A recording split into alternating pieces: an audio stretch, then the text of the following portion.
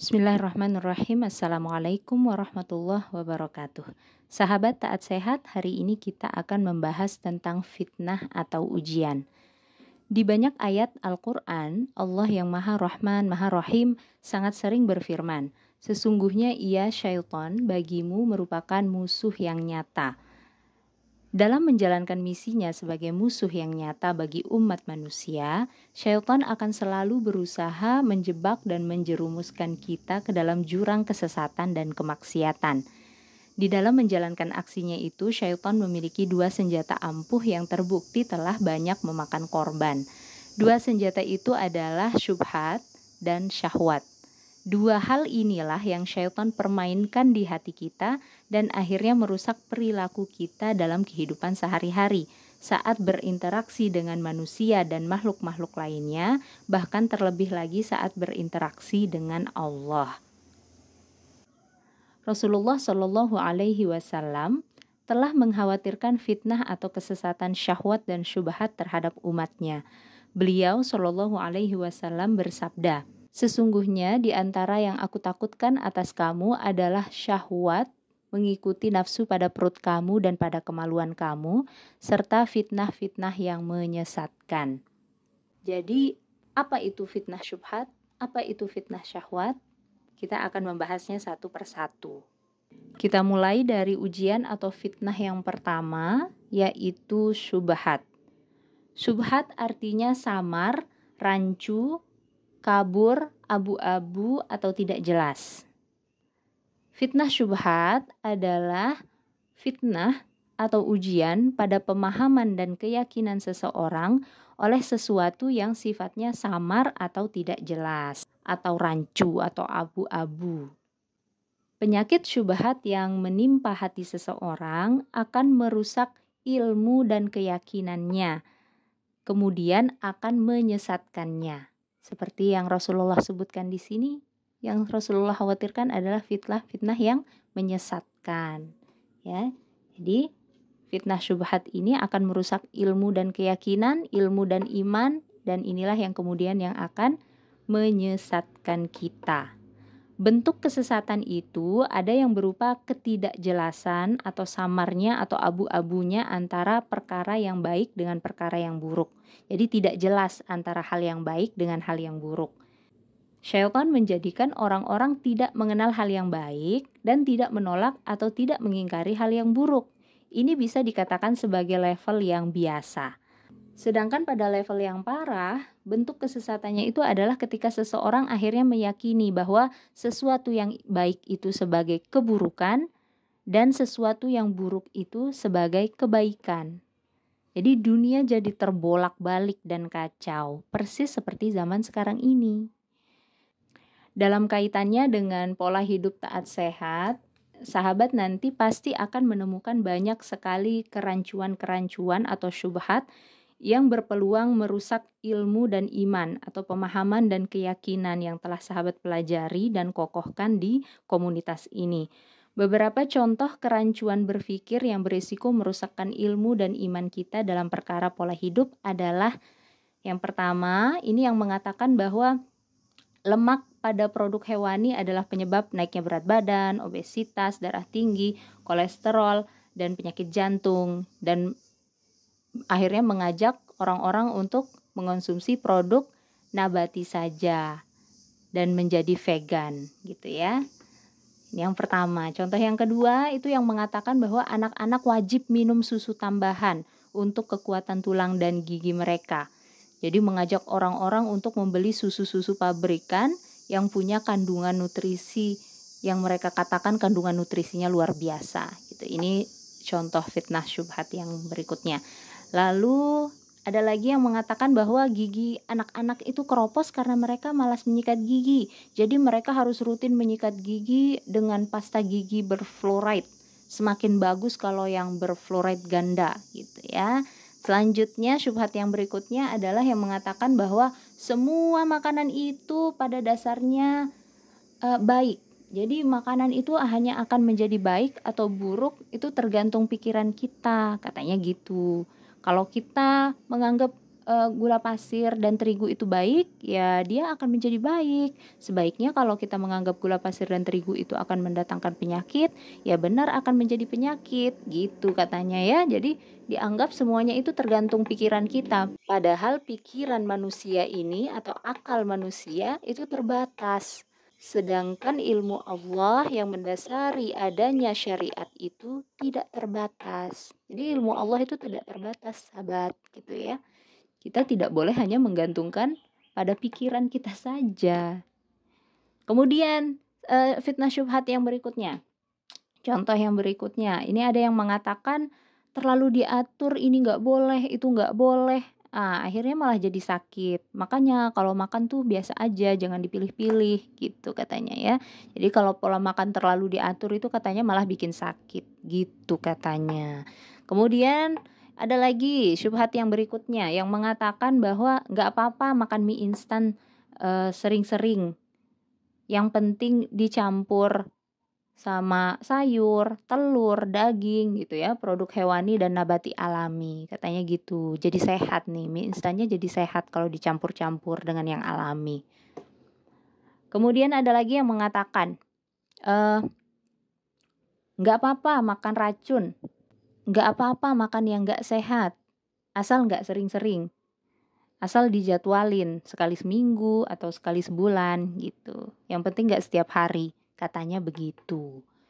Ada lagi yang mengatakan mengonsumsi racun atau mengikuti keinginan itu mau makan racun atau mau beli barang-barang, itu nggak apa-apa sebagai self reward atau hadiah ke diri sendiri atas usaha keras yang dijalani. Nggak boleh pelit ke diri sendiri gitu katanya. Ya, akhirnya membolehkan diri untuk makan apa saja yang diinginkan dan membeli barang apa saja yang diinginkan gitu. Ada lagi fitnah syubhat lainnya, yaitu yang mengatakan pilih-pilih makanan itu nggak boleh, itu namanya berlebihan. Makan saja semua yang mau kamu makan gitu, asalkan halal. Yang penting halal. Mumpung kamu masih sehat, nanti kalau kamu udah sakit nggak ada yang enak tuh di lidah, gitu katanya. Ya, ada lagi yang mengatakan nggak apa-apa kamu gendut, yang penting bahagia dan sehat. Ada juga yang mengatakan suami tuh lebih suka istri yang gendut. Ada juga lagi yang mengatakan diet itu bikin peot, bikin jelek, kelihatan tua. Ada lagi juga yang mengatakan diet itu berarti nggak menerima dan mencintai diri apa adanya, gitu katanya ya. Dan masih banyak lagi perkataan-perkataan syubhat atau perkataan-perkataan rancu lainnya yang dapat merusak ilmu dan iman kita yang akhirnya akan menyesatkan kita. Lebih jauh lagi, tidak cukup hanya dengan fitnah syubhat atau kerancuan berpikir ini, syaitan juga akan menyesatkan kita dengan fitnah syahwat. Syahwat artinya selera, nafsu, keinginan, atau kecintaan. Fitnah atau ujian syahwat itu berupa mengikuti apa-apa yang disenangi atau diinginkan oleh hati atau nafsu yang menjadikan seseorang keluar dari batasan syariat. Fitnah syahwat ini akan menyebabkan kerusakan niat. Jadi akan merusakkan niat, merusak kehendak, dan merusak perbuatan atau amalan seseorang. Dalam kaitannya dengan pola hidup taat sehat, sahabat nanti juga pasti akan menghadapi fitnah atau ujian ini juga. Misalnya, pengen sesuatu yang zatnya haram atau sesuatu yang diperoleh dengan cara yang haram. Akhirnya keinginan ini dituruti atau diikuti, yang kemudian membuat kita keluar dari batasan syariat halal. Atau nanti kita pengen mengonsumsi makanan minuman yang beracun dan ini diikuti, dituruti. Nah, akhirnya itu yang kemudian membuat kita keluar dari batasan syariat thayyib. Atau juga kita pengen mengonsumsi makanan dalam jumlah yang banyak sekaligus sering, atau juga kita pengen membeli barang yang pada akhirnya tidak dimanfaatkan, jadi hanya dibeli-beli. Jadi kita tuh pengen mengonsumsi makanan atau barang secara berlebihan gitu ya. Dan ini kemudian kita turuti, kita ikuti keinginan ini, itulah yang kemudian akhirnya membuat kita keluar dari batasan syariat tidak berlebihan. Atau juga kita pengen rebahan seharian, kita pengen skip jadwal olahraga gitu ya. Kemudian keinginan ini kita turuti, keinginan ini kita ikuti. Inilah yang kemudian membuat kita keluar dari batasan syariat yang berkaitan dengan menjaga kebugaran tubuh. Atau ada lagi, kita nih pengen terlambat tidur gitu ya, sengaja pengen telat tidur atau bahkan pengen begadang semalaman gitu. Akhirnya keinginan ini kita ikuti dan kita turuti, inilah yang kemudian membuat kita keluar dari batasan syariat yang berkaitan dengan istirahat. Atau juga nih kita pengen marah, pengen dendam, pengen iri, trauma, sedih berlebihan atau bahagia berlebihan berkaitan dengan ketetapan-ketetapan atau kejadian-kejadian yang ditetapkan Allah, dan keinginan ini kita ikuti, kita turuti. Inilah yang kemudian membuat kita keluar dari batasan syariat yang berkaitan dengan berbaik sangka pada ketetapan Allah. Ketika kita melakukan aktivitas-aktivitas yang berpondasikan pengen, ini pengen, jadi semuanya pengen, baik itu dalam bentuk konsumsi makanan dan barang ataupun dalam aktivitas keseharian lainnya, maka saat itulah kita masuk ke dalam jebakan syaitan. Jadi, konsumsilah apa yang kita butuhkan, bukan apa yang kita inginkan. Serta lakukanlah kegiatan yang memang tubuh kita butuhkan, bukan kegiatan yang hanya sekedar kita inginkan. Nah, dengan begitu banyaknya jebakan syaitan, baik itu dari jebakan syahwat maupun dari jebakan syubhat seperti ini, adakah cara untuk membentengi diri dari fitnah syubhat dan syahwat? Tentunya ada. Imam Ibnul Qayyim rahimahullah berkata, asal seluruh fitnah atau kesesatan hanyalah dari sebab mendahulukan pikiran terhadap syara' atau agama dan mendahulukan hawa nafsu terhadap akal. Mendahulukan pikiran, akal, dan perasaan terhadap aturan agama adalah asal dari fitnah syubhat. Sedangkan mendahulukan hawa nafsu adalah asal dari fitnah syahwat. Oleh karena itu, fitnah syubhat dapat kita tolak dengan keyakinan atau keimanan.